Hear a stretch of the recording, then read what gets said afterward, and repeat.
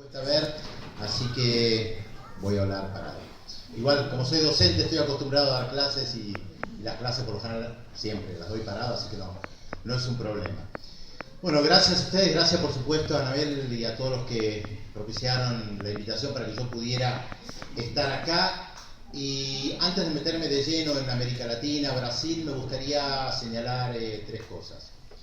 En primer lugar, que creo que hay tanta gente acá por el rol que cumplió la televisión pública durante tantos años.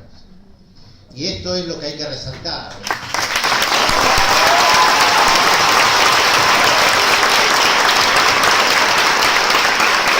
Yo creo que la mayoría de ustedes no me conoce por mis libros, aunque tal vez algunos los hayan leído, que la mayoría de ustedes no me conoce por algún que otro artículo escrito, me conocen por la televisión pública. Y eso realmente es un gran mérito de la televisión pública de los últimos años, que se puso como objetivo llegar a todos los rincones del país, y mi profundo agradecimiento a todos y todas los que hicieron esta maravillosa televisión pública durante tantos años. En segundo lugar,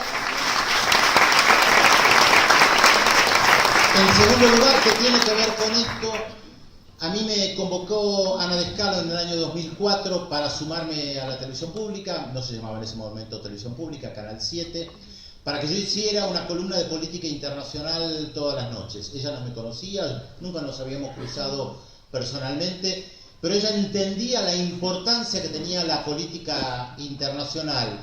Y vaya que no se equivocó. Creo que hoy hay mucha gente acá justamente porque están preocupados, y lo decían algunos, por lo que pasa en Brasil, por lo que pasa en América Latina. Y esto creo que también es un mérito de la televisión pública y por supuesto el proceso de integración regional que estuvimos viviendo en estos últimos 10, 15 años. Si yo hubiera venido acá hace 15 o 20 o 30 años, más allá de que algunos todavía no habían nacido, a dar una conferencia sobre Brasil, y probablemente hubiéramos sido unos pocos. Sí, Brasil le interesaba a algunos, pero hay algo que nos acercó mucho a América Latina.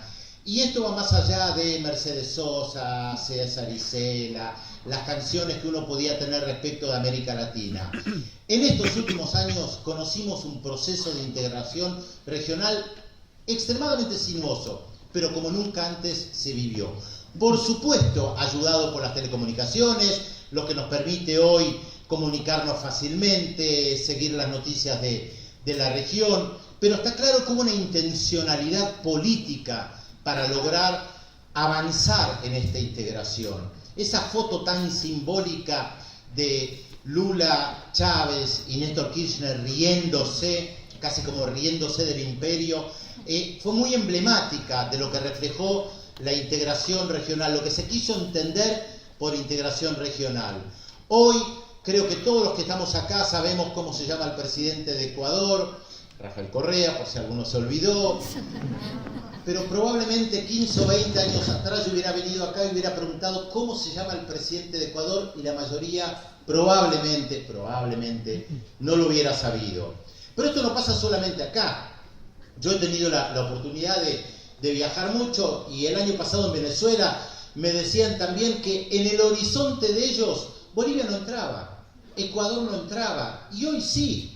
Vaya que hay preocupación por lo que sucede en la región. Por supuesto que algunos lo entienden más que otros. Recordemos cuando Cristina Fernández dijo: me subo en el avión para tratar de que Manuel Zelaya retorne a Honduras después del golpe de Estado, y estaban ella y Rafael Correa. Y recuerdo que en ese momento dije en la televisión pública: qué lástima que no se sumó Lula, porque era muy importante la presencia del presidente del país más importante. Tal vez no lo comprendió, tal vez no lo vio, tal vez estaba ocupado en otras cosas. Lo concreto es que Zelaya no pudo regresar en ese momento, y ese golpe de Estado fue realmente muy importante. Y no importan los orígenes de cada uno de los presidentas que tuvimos en este último tiempo en la región, muy heterogéneo, desde lo cultural, desde lo social, desde lo político, desde lo ideológico, con diferencias a veces profundas, algunos que se dicen de izquierda, otros que no se dicen exactamente de izquierda, algunos que se dicen peronistas, que en el resto de América Latina no lo entienden hasta el día de hoy, no sé si lo entendemos nosotros por lo que dijiste vos, pero no importa. Todos entendían que se necesitaban, que Evo necesitaba a Cristina, que necesitaba a Bachelet, que necesitaba a Chávez, que necesitaba a Lula, que necesitaba a Lugo, que necesitaba también a algunos en América Central o a Tabaré Vázquez.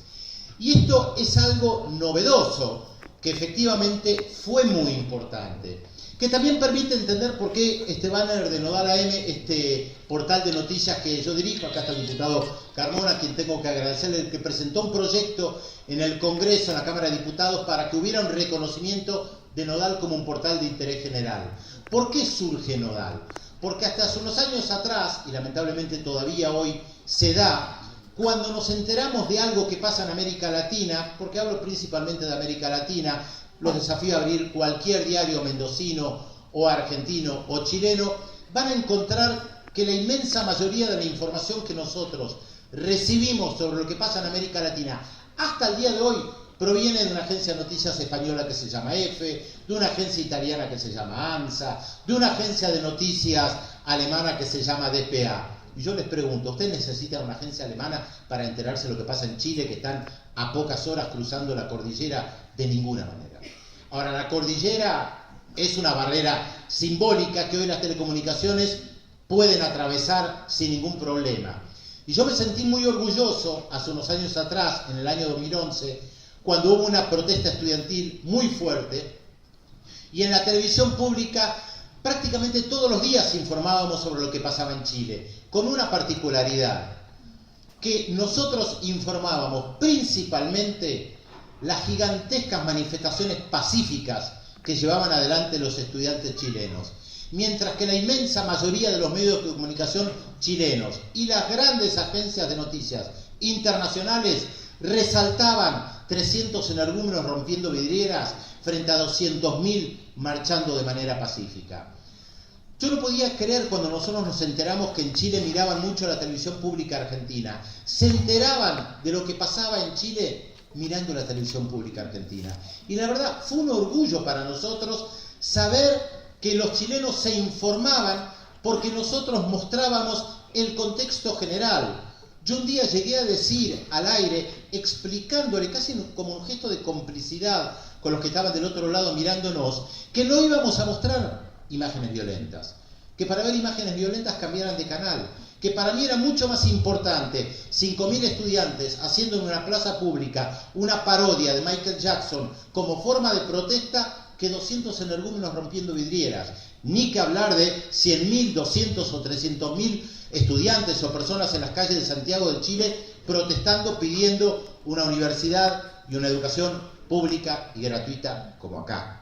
Porque este es un elemento importante. La gran mayoría de los estudiantes chilenos, cuando llevan adelante la protesta y ven que la televisión pública acá muestra otra cosa, se preguntan también sobre qué pasa acá con la educación. Y muchos descubren, aunque ustedes no lo crean, que acá hay una historia de casi 100 años de reforma y de educación pública, universal y gratuita. Y no lo podían creer. El pinochetismo les había lavado el cerebro de tal manera que los gobiernos que vinieron después tampoco transformaron eso. Tuvieron que venir los estudiantes secundarios primero y los universitarios después, justamente para plantear que puede haber otro modelo educativo. Y empezaron a mirar lo que tenían acá, cruzando la cordillera, tan cerca, que no conocían, porque el cerco informativo existe, es real. Y cuando nosotros en la televisión pública mostrábamos eso, realmente era muy fuerte. Imagínense, los chilenos mirando la televisión pública en la Argentina. A mí me invitaron a una de las universidades tomadas justamente en Santiago de Chile, para que yo diera una conferencia, y un tiempo después alguien me contó algo que fue maravilloso. Los padres no querían que los estudiantes o que los jóvenes fueran a las manifestaciones porque decían que había violencia. Y les decían, no, el periodista de la televisión pública argentina dice que no hay violencia, que hay mucha más gente que se manifiesta de manera pacífica. Increíble, pero cierto.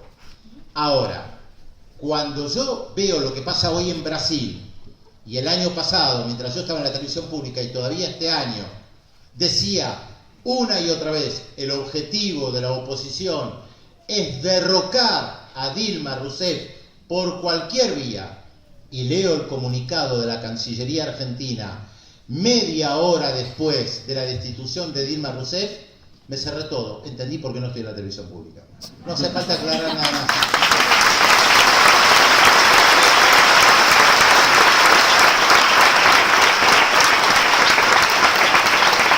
Pueden dar todas las explicaciones que quieran, pero cuando leí ese comunicado me cerró todo, porque yo venía insistiendo todos los días, el objetivo es derrocar a Dilma Rousseff. Claro, no podían mantener a alguien que decía que había que derrocarlo cuando inmediatamente salían a aprobar justamente la destitución de Dilma Rousseff. ¿Qué está pasando en América Latina? Yo no tengo la respuesta para todo. La idea es pensar entre todos los que estamos acá y por supuesto los que no estamos acá, también sobre estos procesos que hace un tiempo el presidente de Ecuador, Rafael Correa, definió con una frase: la restauración conservadora. Nosotros vivimos 15 años con un proceso, como les decía, novedoso, que tuvo tal vez un punto de inflexión muy fuerte en el año 2005, en la Cumbre de las Américas, cuando los 4 países del Mercosur plus Venezuela le dijeron que no al ALCA. Y yo recuerdo que en su momento lo dije, y lo dije en varias oportunidades después. Yo no sé si Néstor Kirchner, a quien yo no conocí personalmente, entendió la magnitud de la picardía, bravuconada, acción política, por supuesto, que estaba haciendo al permitir que Hugo Chávez viniera a la Argentina y en la cara le dijera al presidente de los Estados Unidos, en un acto gigantesco en el Estadio Mar del Plata: no queremos el ALCA al carajo. Y podía parecer... No son palabras mías, son palabras de...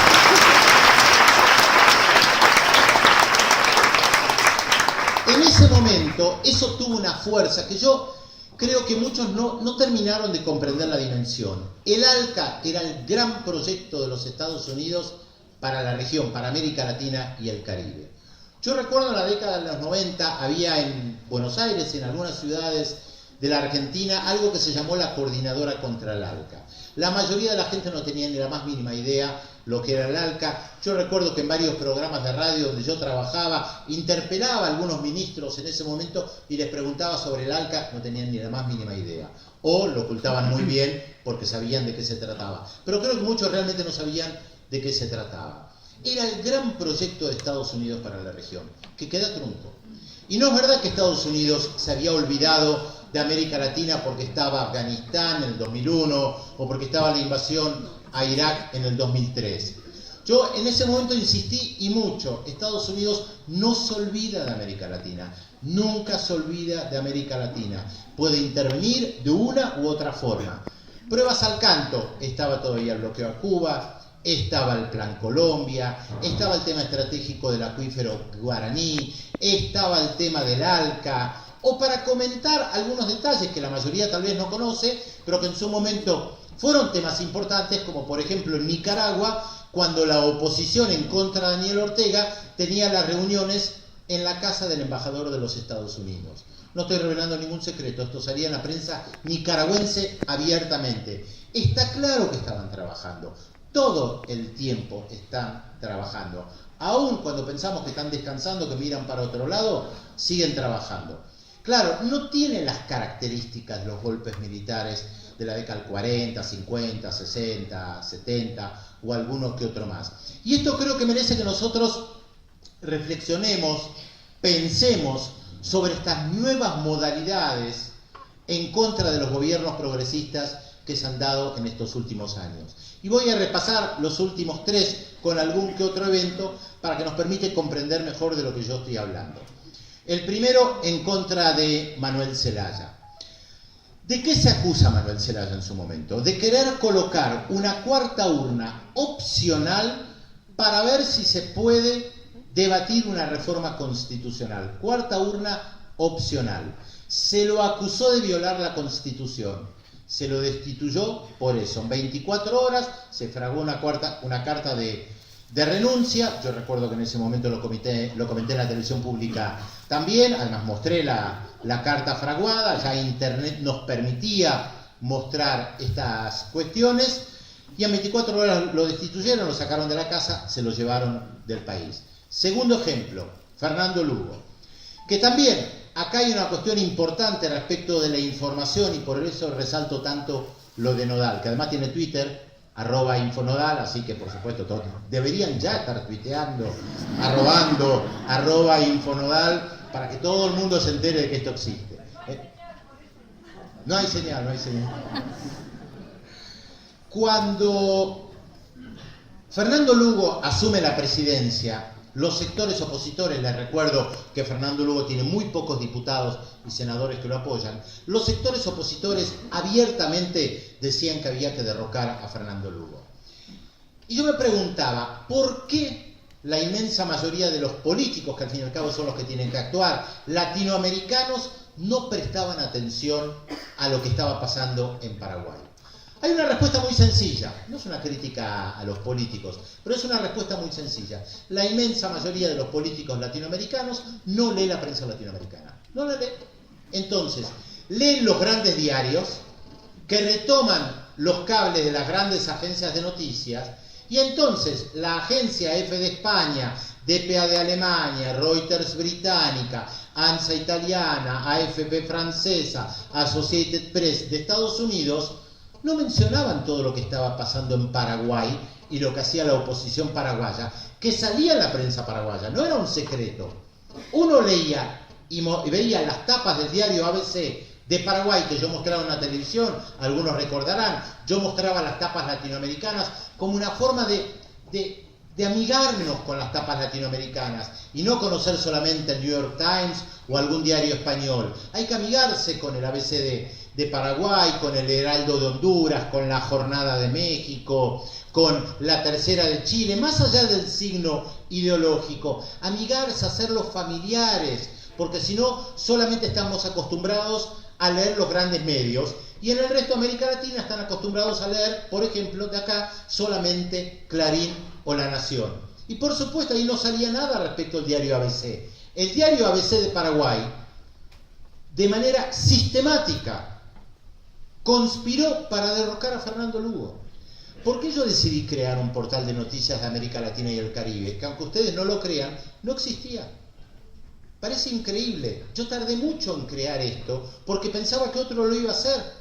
Recuerdo que estuve en una conferencia en La Habana en el año 2004, que fue cuando me surgió la idea, y había presidentes latinoamericanos, políticos de importancia, estaba Fidel Castro, y yo, escuchando las intervenciones, me daba cuenta que no conocían en profundidad lo que estaba pasando en la región y que me daba cuenta que no seguían los temas. Y no los seguían los temas porque no leían la prensa del regional.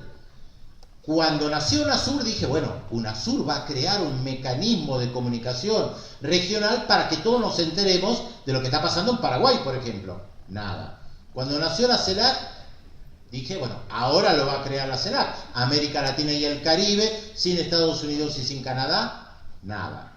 Y recuerdo que en una conversación en Ecuador con Ignacio Ramonet, a quien me imagino que muchos de ustedes conocen, Ramonet me dijo, Pedro, si no lo hace vos no lo va a hacer nadie.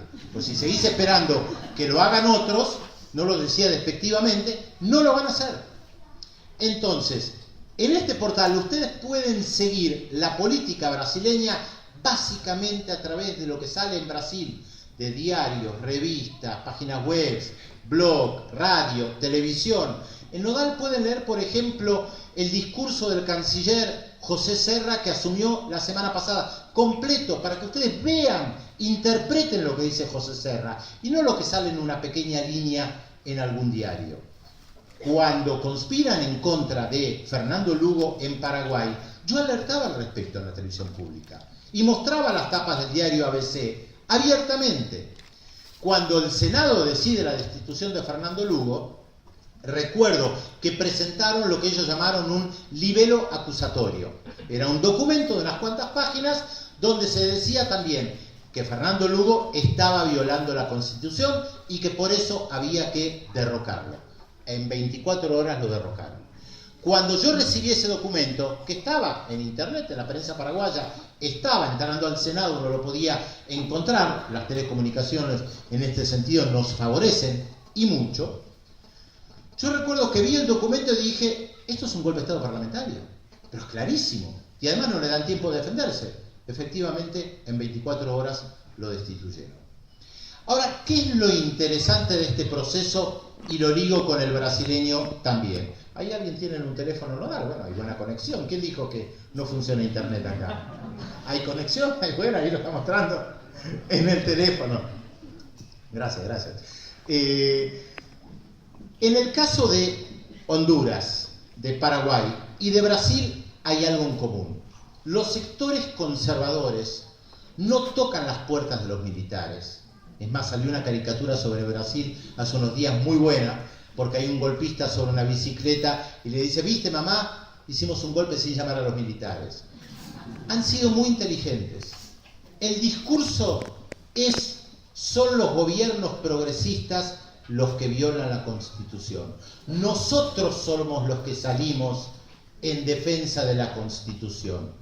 Más aún, si se fijan en los tres procesos, Honduras, Paraguay y Brasil, van a ver que quienes asumen, no solamente que dicen respetar la Constitución, sino que además agregan, vamos a respetar el mandato electoral. Cuando destituyen a Manuel Zelaya en Honduras y asume Roberto Micheletti, presidente del Congreso, él dice, yo me quedo hasta que se realicen nuevas elecciones. Y cumplió. Cuando lo destituyeron Fernando Lugo en Paraguay, asumió su vice Franco y dijo, yo me quedo hasta que haya nuevas elecciones. Y cumplió. Y si miran en el caso brasileño, vamos a ver lo mismo. Michel Temer, como presidente interino, dice que se va a quedar hasta que se realicen nuevas elecciones y culminar el mandato para el cual él fue elegido en una dupla con Dilma Rousseff, que acá hay una particularidad que ahora vamos a analizar. Él lo dice, yo me quedo para siempre. No dice, cierro el Congreso, prohíbo partidos políticos, prohíbo sindicatos, prohíbo movilizaciones, nada de eso. Él dice que va a respetar los caminos institucionales porque en realidad quienes están violando todas las normas son los que están en el poder. Y de hecho, las normas que se dice está violando o estuvo violando Dilma Rousseff tiene que ver con cuentas fiscales, porque les recuerdo, a pesar de que probablemente gran parte de los brasileños y de los latinoamericanos piensan que Dilma Rousseff fue destituida provisoriamente por robar o por corrupción, esto no fue así. La acusación contra Dilma Rousseff no es por robar, ni por el mensalao, ni por el petrolao, ni por el lavallato, ni por todas esas cuestiones. Se la acusa concretamente de hacer algo que los presidentes anteriores también hacían, que la mayoría de los gobernadores brasileños también hacen, y que tiene que ver con el cierre de las cuentas fiscales. Será motivo de discusión si está bien hacerlo o no, cómo se lo utilizan los fondos, si se utilizan para campañas electorales, para la política, para los sectores más pobres, para dónde se lo utiliza. Pero ella no está robando para sí misma. Ahora, la derecha, los sectores conservadores, durante todo el año pasado, una y otra vez, de manera sistemática, decían hay que destituir a Dilma Rousseff, tiene que renunciar. Me cansé de mostrar en la televisión pública los editoriales, en esa época se mostraban estos editoriales, los editoriales de los diarios brasileños que decían Dilma tiene que renunciar. Y además, a través de mecanismos muy perversos. Les recuerdo que Dilma Rousseff logra la reelección en octubre de 2014, asume el 1 de enero de 2015. Al poco tiempo salen encuestas que dicen que Dilma Rousseff tiene apenas el 9% del apoyo popular. Todos sabemos que las encuestas pueden ser, no, todos sabemos que las encuestas son utilizadas políticamente, no pueden ser, son utilizadas políticamente, manipuladas de manera conveniente. En un país gigantesco como Brasil, de 200 millones de personas, usar encuestas que abarcan tal vez a 2.000, 3.000 personas, difícil decir o llegar a alguna conclusión. Porque además, por lo general, por más bien que estén hechas las encuestas, por lo general no llegan a los sectores más alejados. Porque también los encuestadores son bastante vagos, como muchos periodistas, entonces suelen ir a los centros urbanos, un poquito a la periferia, y no mucho más. ¿Por qué utilizaron esas encuestas? Porque vinieron los políticos y públicamente dijeron, ven, nadie quiere a Dilma Rousseff, apenas el 9% de la población la quiere. No importa que meses antes hubiera tenido más del 50%. Tiene que renunciar, nadie la quiere, corrupción, no gobierna nada, la economía es un desastre y las pruebas al canto, nadie la quiere. Los principales diarios brasileños que apostaban a la caída de Dilma Rousseff, una y otra vez de manera sistemática decían Dilma Rousseff tenía que renunciar. Aécio Neves, que perdió las elecciones en octubre de 2014 con Dilma Rousseff, decía Dilma tiene que renunciar. Fernando Henrique Cardoso, expresidente de Brasil, a quienes algunos por algunas canas que veo habrán estudiado en otras épocas con mucha admiración, con su famoso libro Dependencia y Desarrollo en América Latina, que escribió junto al uruguayo Enzo Faleto, decía Dilma tiene que renunciar.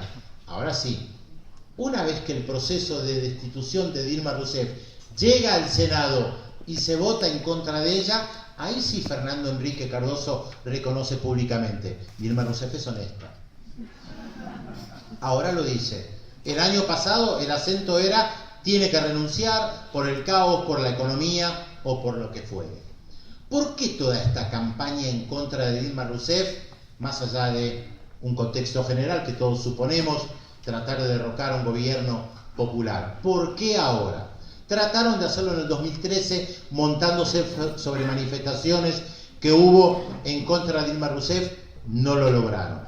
Trataron de lograrlo a través de mecanismos institucionales, no les fue fácil con el tema del impeachment hasta que prosperó. ¿Qué era lo que querían evitar? Lo que querían evitar era 20 años del Partido de los Trabajadores en el poder.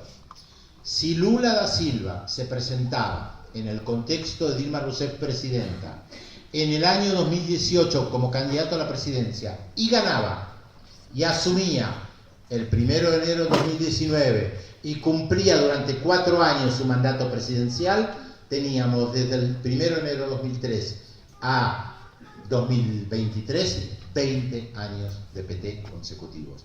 Y es esto lo que los sectores conservadores de la derecha brasileña no podían tolerar. Cuando Rafael Correa menciona la restauración conservadora, se refiere, entre otras cosas, a esto. Evitar que gobiernos populares, progresistas, populistas en el buen sentido de la palabra, no importa ahora la definición que utilicemos, todos más o menos sabemos de lo que estamos hablando y sabemos quiénes entran en esta categoría, quiénes no, o quiénes entran más o menos, pero seguramente sabemos quiénes no entran en estas categorías. Es algo que los sectores conservadores de la derecha latinoamericana no pueden tolerar. Por más que el Partido de los Trabajadores haya tenido un ministro de Economía neoliberal, por más que sus políticas sean contradictorias, por más que tejan alianzas con partidos de derecha como el PDMDB, por más que desmovilicen a sus bases populares, por más que destruyan al Partido de los Trabajadores o le quitan la fuerza que tengan, no pueden soportar que un movimiento popular gobierne durante 20 años. Es mucho para los sectores conservadores. 20 años no es nada, no, 20 años es mucho tiempo en la política como para cambiar determinadas cuestiones. También es verdad que es muy poco tiempo para cambiar cuestiones estructurales o llevar adelante transformaciones de fondo. Ni que hablar en el caso de un país tan gigantesco como Brasil, ni que hablar de un país donde había que lograr que gente comiera. Porque es muy fácil plantear transformaciones estructurales, y esto lo he hablado con varias personas en Brasil que trabajaban en los sectores más populares, más desfavorecidos, con muchas carencias. Es muy fácil plantear una transformación radical y la movilización, pero cuando hay que darle primero de comer a la gente, uno se encuentra que lo primero que hay que hacer es darle de comer a la gente. Más allá de ver cómo la moviliza, cómo la organiza, porque es lo que la gente pide, y es casi el ABC de lo que un movimiento popular pregona. Primero, darle de comer a la gente. Claro.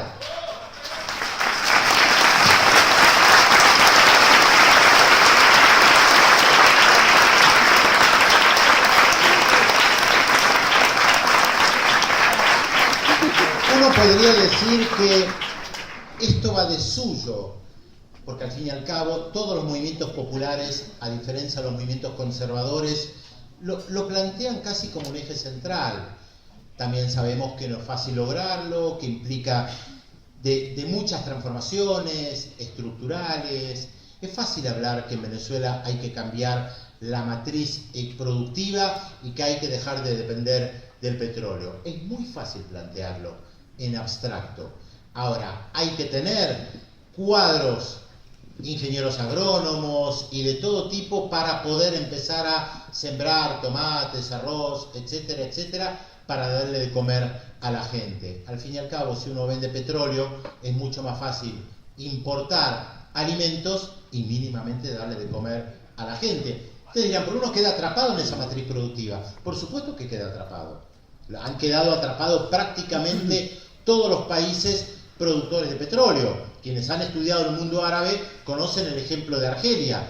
Argelia tenía petróleo, exportaba petróleo y traía todo de Francia, la antigua metrópoli. Y por supuesto, si era mucho más sencillo que cambiar una matriz productiva heredada de 132 años de colonialismo francés, que no habían dejado nada. Porque esto también hay que recordarlo. Es muy fácil decir hay que cambiar una matriz productiva, pero cuando uno tiene en la inmensa mayoría de los países latinoamericanos burguesías parasitarias que lo único que hicieron fue enriquecerse y no construyeron prácticamente nada, bueno, ahí te quiero ver con el hecho de decir cambiar la matriz productiva. Ni que hablar que hoy, por los temas de ecología, los movimientos ambientales, los movimientos indígenas, los pueblos originarios, hay cosas que no se pueden hacer tan fácil como se hacían años atrás. Y yo no digo ni que estén bien ni que estén mal, digo, no se pueden hacer. Para los que conocen un poco de historia o han leído sobre la famosa represa de Asuán en Egipto, la represa de Asuán la construye Nasser en la década del 50 porque necesita controlar las aguas del Nilo sin entrar ahora en detalles, pero inunda un valle entero y saca a miles de personas que vivían ahí. Eso hoy no se puede hacer, porque hay otra preocupación sobre la ecología, porque desplazar gente no es algo sencillo. En ese momento se podía, porque había otras cuestiones que primaban.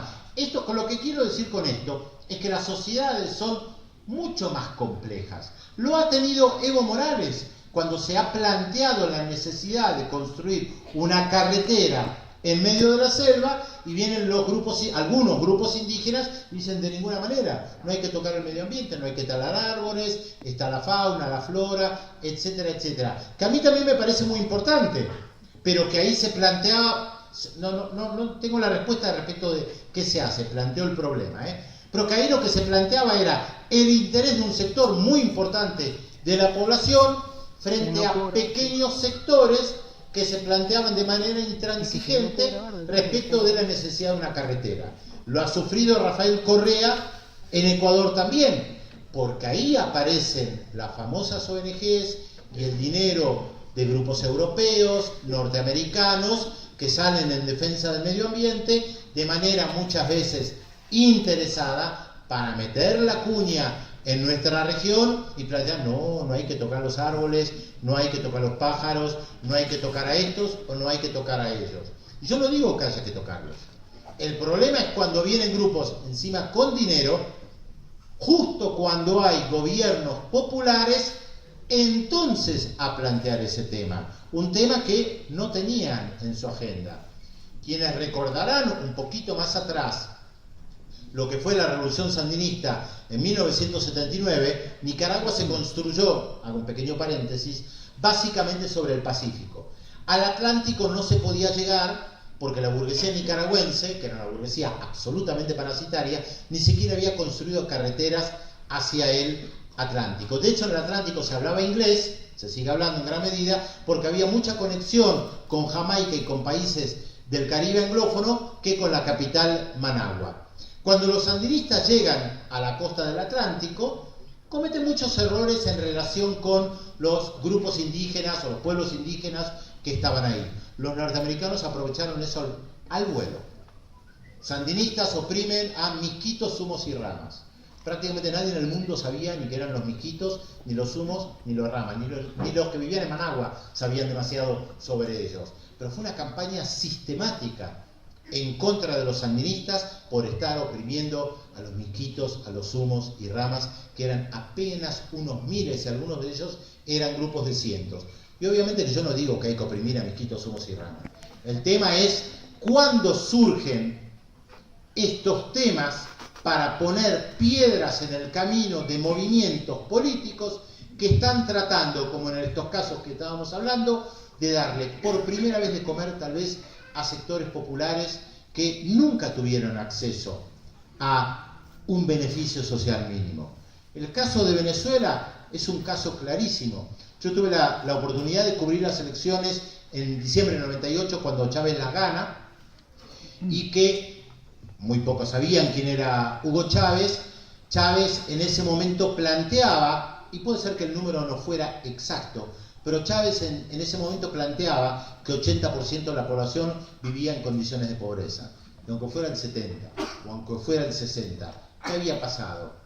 La oligarquía petrolera venezolana, la burguesía venezolana, había saqueado el país con los beneficios del petróleo. Se los habían guardado ellos. Se hablaba de la Venezuela saudita.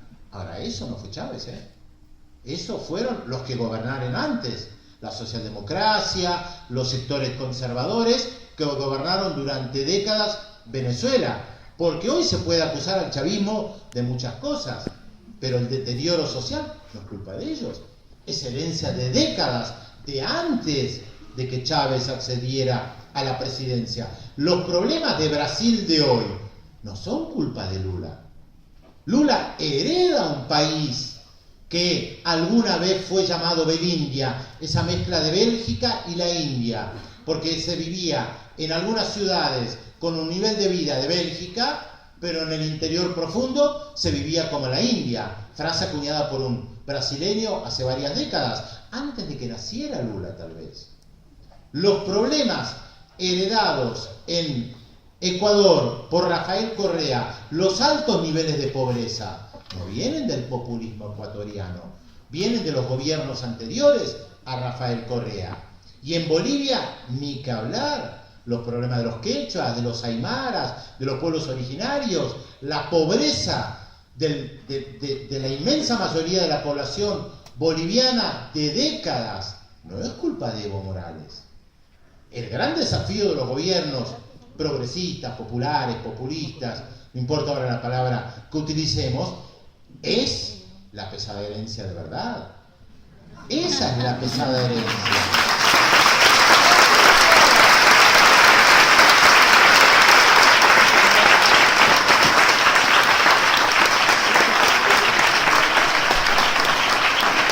La pesada herencia no es recibir un país con problemas, sí, con pobreza, con muchísimos problemas. La pesada herencia es recibir países con una inmensa mayoría de pobres, sin aparato productivo, sin carreteras, sin niveles educativos, y donde hay que comenzar de cero. Y eso fue lo que hicieron en Venezuela, en Ecuador y en Bolivia, y lo que no hizo Lula da Silva. Cuando Chávez llega al poder, cuando asume en 1999, se da cuenta que no puede gobernar con una Asamblea Nacional o con un Congreso en contra. ¿Qué hace? Aprovecha el empuje electoral de haber ganado las elecciones, convoca una Asamblea Constituyente a través de un referéndum popular, moviliza a la población a la Asamblea Constituyente, la gana, convoca después nuevamente a elecciones y arrasa en la Asamblea Nacional. ¿Qué hace Rafael Correa cuando gana las elecciones? Rafael Correa, les recuerdo, se presenta solo a las elecciones, sin candidatos a diputados, no tenía nada. Fue un emergente de aquella lucha ciudadana en contra de Lucio Gutiérrez, que también transmitimos en vivo y en directo por la televisión pública, las movilizaciones en contra de Lucio Gutiérrez. Asume Rafael Correa en ese momento y se da cuenta que no puede gobernar. ¿Qué hace? Aprovecha el empujón de haber ganado la presidencia, convoca una asamblea constituyente, pero no convoca una asamblea constituyente de reunión de políticos encerrados para que rosqueen y armen todo.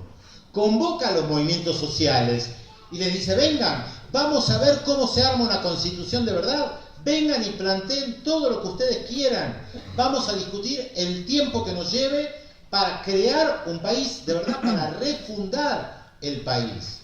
Una vez que termina de sesionar la Asamblea Constituyente, convoca nuevas elecciones y arrasa, por supuesto. Y Evo Morales hizo lo mismo, frente a la situación donde tampoco tenía una mayoría parlamentaria absoluta. Convoca una Asamblea Constituyente. Yo creo que Lula podía haber hecho lo mismo. No lo digo ahora, lo dije varios años atrás. Claro, en la historia no podemos analizar qué hubiera pasado, sí, pero había otros ejemplos ahí que mostraban que había un camino diferente. Lula gana las elecciones en el 2002 y asume el 1 de enero de 2003 sin tener mayoría en el Congreso. Además, Brasil es un país donde los estados, las gobernaciones tienen un peso muy importante. El PT gobernaba, si mal no recuerdo, en el año 2003, 3 de 26 estados. Y al poco tiempo pierde San Pablo y Porto Alegre, que eran dos lugares emblemáticos para el Partido de los Trabajadores. Se encuentran en una situación de extrema debilidad. ¿Qué hacer frente a esto? Una era patear el tablero al estilo de Chávez, todavía no estaba ni Correa ni Evo Morales. Patear el tablero. Pero el Lula radical de fines de la década del 70, principios de los 80, ya había cambiado. Decide pactar y negociar. Decide pactar con el partido más importante de la política brasileña, que es el PMDB, y decide negociar cargos con ellos. Cuando uno pacta y negocia, sabe que tiene que ceder.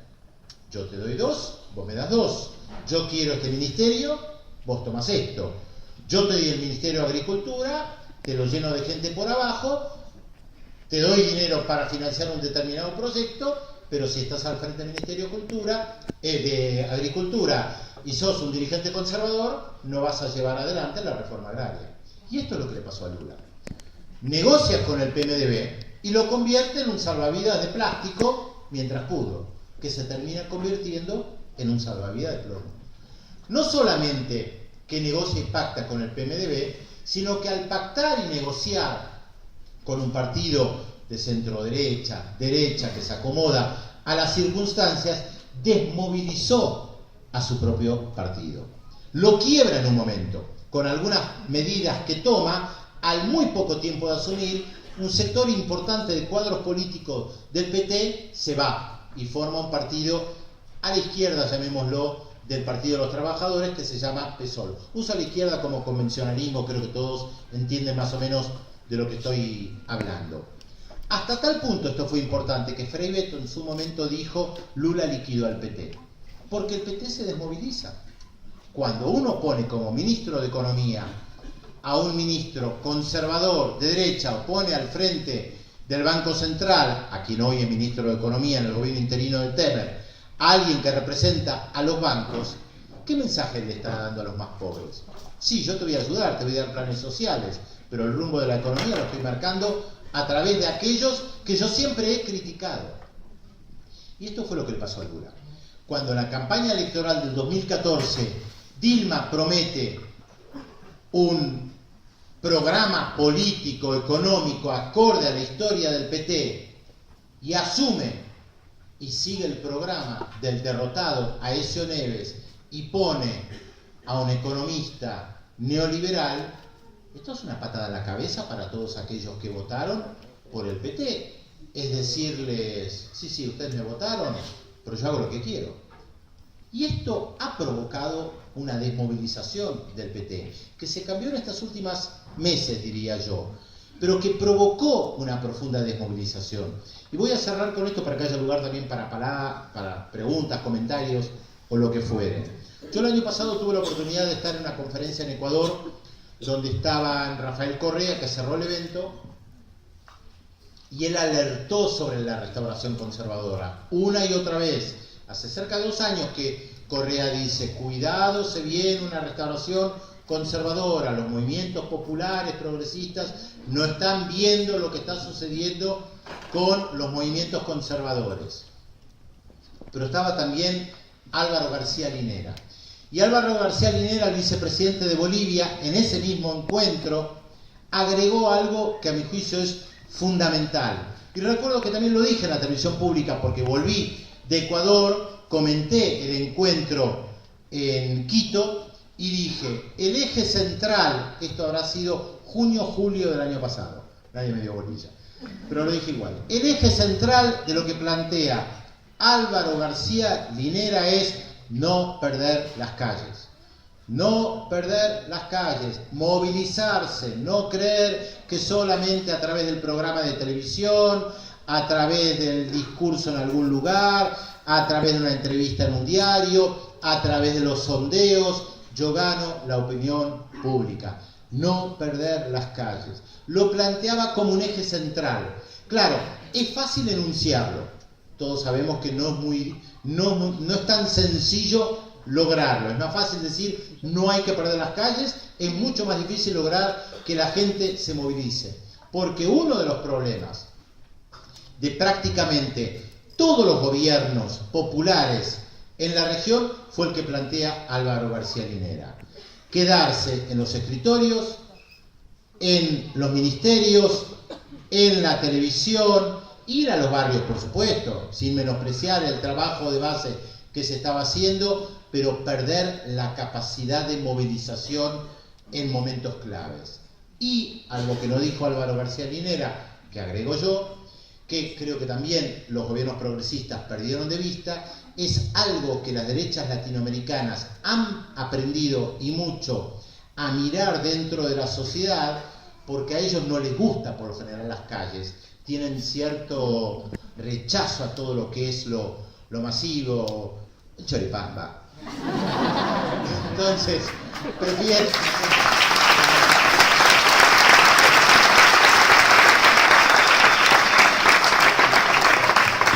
No hay nada más rico que un choripán en una manifestación. Se sienten raros, o se sienten mucho rechazo a eso, pero han aprendido a encontrar mecanismos alternativos de llegar a la gente sin movilizaciones populares, que tampoco hay que menospreciar y que han sabido leer muy bien. Esto en Venezuela se lo vio claramente. Frente a las elecciones, a la Asamblea Nacional, en las últimas elecciones en Venezuela, yo recuerdo haber discutido con alguna gente que decía, no, pero el chavismo movilizó a miles y miles de personas y la oposición no puede mover a nadie. Yo recuerdo, lo decían en radio con Eduardo Aliberti, le decía, ojo, la derecha tiene otras formas de organizar a la población, no a través de un acto público y juntar 500.000 personas, llegan de otras maneras. Hay que prestar atención también a estas otras formas de hacer política, porque tienen un impacto real sobre la sociedad. Entonces, no perder de vista que con la movilización popular no alcanza como planteaba Álvaro García Linera. Ahora, está claro que en el caso de Brasil, la movilización popular sigue siendo importante. Hoy hay un gobierno que es legal, pero que muchos consideran ilegítimo. Y que justamente desde que asumió Michel Temer hace una semana y media como presidente interino, porque hay que recordarlo, Dilma Rousseff sigue siendo presidente del Brasil, no deja de ser presidente del Brasil, está por ahora suspendida hasta que termine el juicio, tampoco es culpable todavía, es muy probable que el Senado la declare culpable, a menos que efectivamente las movilizaciones populares sean tan grandes y la falta de legitimidad de Temer sea tan grande a nivel internacional que Temer no se pueda sostener y esto influya en el Senado y Dilma Rousseff pueda volver a la presidencia. La verdad lo veo muy, muy difícil. Pero está habiendo movilizaciones todos los días en diversos ámbitos de la política brasileña. De hecho, Temer tuvo que dar un paso atrás con la disolución del Ministerio de Cultura. En su momento lo disolvió, lo armó. Ahora, que quede claro, estamos frente a un gobierno conservador como hace mucho tiempo no se veía en América Latina y el Caribe. Un gobierno donde la derecha brasileña está tan cebada que ni siquiera guarda las formas, ni siquiera siente la necesidad de poner una mujer en el gabinete, un negro y un mulato, porque es políticamente correcto. Están tan cebados que no hay mujeres, no hay negros, no hay mulatos, porque la verdad no les importa, porque esa es la sociedad que ellos miran. Al no guardar las formas, ni siquiera tienen la necesidad de poner a una mujer, a un negro o a un mulato, ni siquiera cuidan las formas. En este sentido, estamos realmente frente a un gabinete muy conservador, cuyo objetivo es quedarse hasta el 31 de diciembre de 2018 y evitar que el PT vuelva al poder. Esa es la clave, evitar que el PT vuelva al poder.